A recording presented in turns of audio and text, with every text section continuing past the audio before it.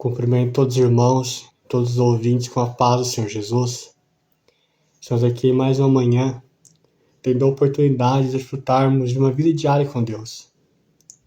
E nessa manhã que o Senhor preparou para nós, eu quero trazer uma breve meditação da palavra do Senhor, que se encontra em Romanos, no capítulo número 7, versículo 24, em que o apóstolo Paulo escreve, inspirado pelo Espírito Santo, e a palavra do Senhor diz assim: miserável homem que eu sou, quem me livrará do corpo desta morte?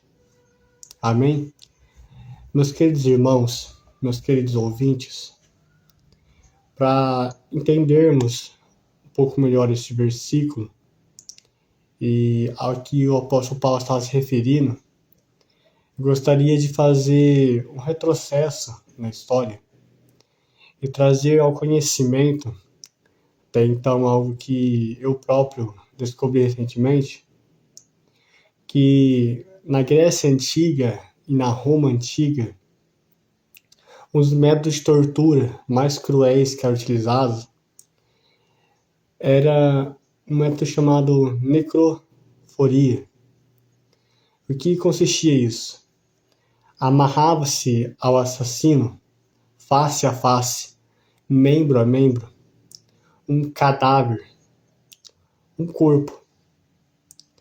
E esse assassino carregava, seja um assassino ou fosse qualquer pessoa condenada a este método de tortura, essa pessoa carregava esse corpo em decomposição e, além de ser algo extremamente cruel, extremamente desumano, aquela necrópsia, aquela gangrena, todas aquelas bactérias de decomposição passava para aquela pessoa e aquela pessoa morria lentamente em decomposição daquilo. Por isso o apóstolo Paulo, ao tratar desse versículo, ao tratar ali da lei do pecado que opera em cada um de nós, dessa natureza pecadora que nós temos, o apóstolo Paulo ele faz uma comparação que todos nós, antes de virmos para Cristo, nós carregávamos este corpo, este morto junto conosco. E é exatamente isso que o pecado faz em nossas vidas, meus irmãos e meus amigos. Ele vai lentamente nos apodrecendo, ele vai lentamente nos contaminando. O apóstolo Paulo aqui, então, ele vai dizer: mas quem me livrará deste corpo? Porque a pessoa que era condenada, ela não tinha como sozinha se soltar daquele corpo. Os nós eram muito fortes. Era necessário que alguém pudesse ali cortar as amarras e separar aquele corpo morto, para que a pessoa pudesse ali se livrar dessa tortura, se livrar dessa sentença de morte. O apóstolo Paulo vai dizer no versículo 28, dou graças a Deus por Jesus Cristo, nosso Senhor. Ou seja, o apóstolo Paulo vai dizer, mas Jesus Cristo é quem é essa pessoa que nos separa, que nos limpa desse pecado, que nos tira deste cadáver. É somente em Jesus Cristo que nós temos a possibilidade de salvação, de reconciliação com Deus.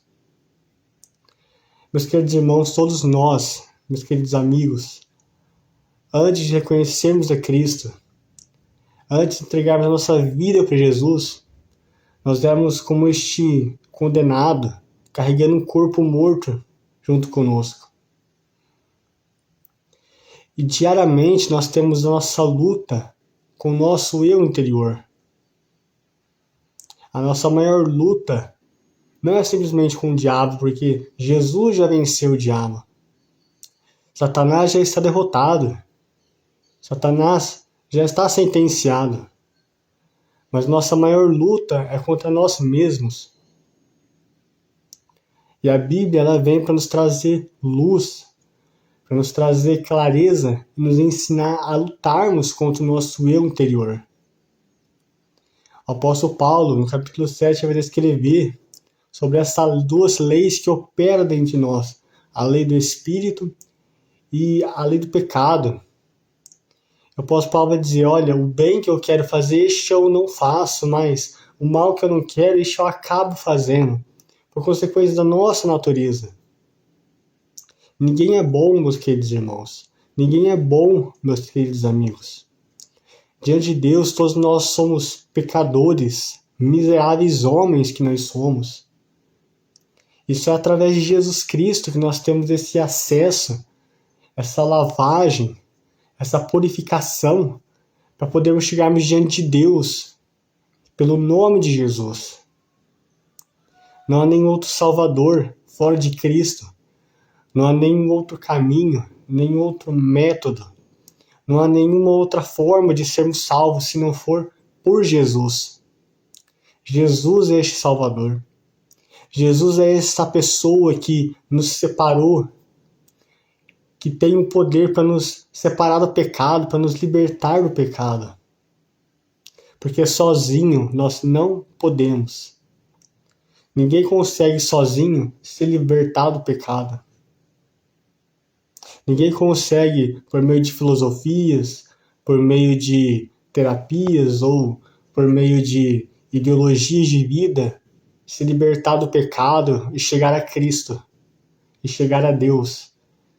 É somente pela palavra do Senhor. É somente pelo Espírito Santo que convence o homem do pecado, da justiça e do juízo, que nós conseguimos ali a vitória que nos foi dada na cruz. O apóstolo Paulo continua dizendo, encerrando capítulo 7, assim eu mesmo, com entendimento, sirvo a lei de Deus, mas com a carne a lei do pecado. Por quê? A carne e o sangue não converte. Mas que a pessoa tenha nascido de novo, mas que nós sejamos uma nova criatura, nós carregamos em si.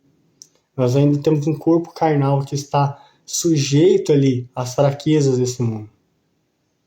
Nós temos ali uma batalha diária, seja ali o mais íntegro cristão, essa luta constante entre a carne e o espírito, que batalha diariamente. Talvez vocês perguntem, mas então, como vencer isso, Wanderson? Quem vence essa luta? E a resposta está em quem você alimenta mais. Se você alimenta mais o seu espírito, se você busca andar em espírito, você não cumpre a concupiscência da carne. Mas se você anda na carnalidade, se você permite sempre atender aos seus desejos, você inevitavelmente está alimentando mais a sua carne. A carne não gosta de orar. A carne não gosta de jejuar. A carne não gosta de ler a palavra. É por isso que nós precisamos constantemente nos renunciar. É por isso que Jesus Cristo vai dizer, quem quiser vir após mim, um convite, negue-se a si mesmo, tome a sua cruz e siga-me. É um convite que o Senhor faz. Só que neste convite ele já determina ali uma condição, negar-se a si mesmo. Meus queridos irmãos, essa é a mensagem de hoje. Que o Espírito Santo de Deus possa falar melhor no seu coração. Que nós possamos ali encontrar em Cristo, que só nele há a plena liberdade, a plena libertação. E sermos ali lavados e remidos pelo seu sangue. Que Deus abençoe a todos. Amém.